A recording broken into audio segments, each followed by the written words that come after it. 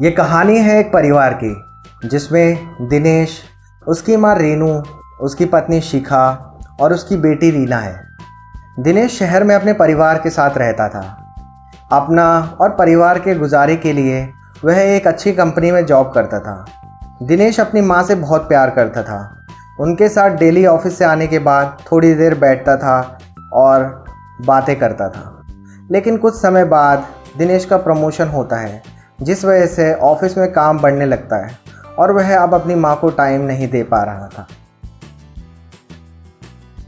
एक दिन दिनेश ऑफिस जा रहा होता है तो उसकी माँ रेनू कहती है, बेटा कभी ऑफिस से छुट्टी लेकर मुझे कहीं घुमा भी दे। मेरी उम्र हो गई है, अब मन करता है कि मैं कहीं मंदिर या तीर्थ घूमूं। जब तू छोटा था तब तो बहुत सी जिम्मेदारियां थी मुझ पर, इसीलिए कभी कहीं नहीं गई। लेकिन आज तू अपनी लाइफ में सेटल हो चुका है तो कभी अपनी माँ की इच्छा भी पूरी कर दे। दिनेश कहता है, माँ मैं किसी दिन आपको घुमा दूंगा, मगर अभी ऑफिस के लिए लेट हो रहा हूँ। मैं आपसे शाम को आके मिलता हूँ। यह कहकर दिनेश ऑफिस के लिए निकल जाता है। जब दिनेश उसी शाम ऑफिस से घर वापस आता है तब उसकी बीवी शिखा कहती है, आजकल माजी बहुत ज़्यादा ज़िद्दी होती जा रही है। आज उन्होंने देखा कि रीना आइसक्रीम खा रही है तो वह भी आइसक्रीम खाने की ज़िद करने लगी। दिनेश तुमको तो पता ही है माजी को ठंडा कितना लगता है, इसीलिए मैं उनको आइसक्रीम नहीं देती। और रीना जब आज कार्टून देख रही थी तो माजी ने उनसे ज़िद करके टीवी का रिमोट भी छीन लिया। दिनेश यह सब सुनकर थोड़ा सा चिंता में आ जाता है कि माँ को आखिर अचानक हुआ क्या।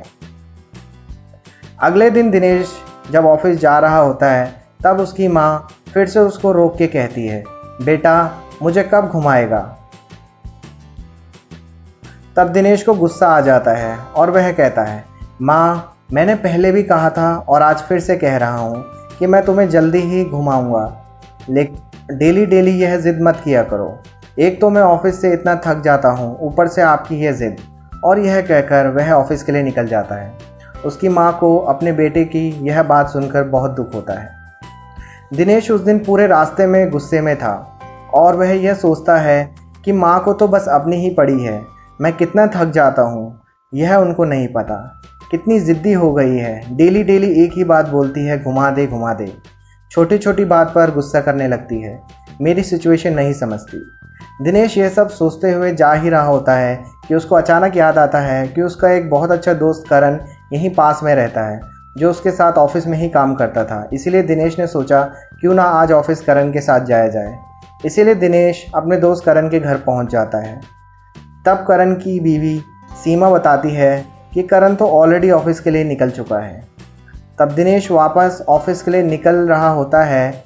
इतने में करण का बेटा संतोष अपनी माँ से आके बोलता है, माँ मेरा बर्थडे आ रहा है और मेरे सभी दोस्तों के पास एक बहुत अच्छा लैपटॉप है, मुझे भी अपने बर्थडे में एक अच्छा सा लैपटॉप चाहिए।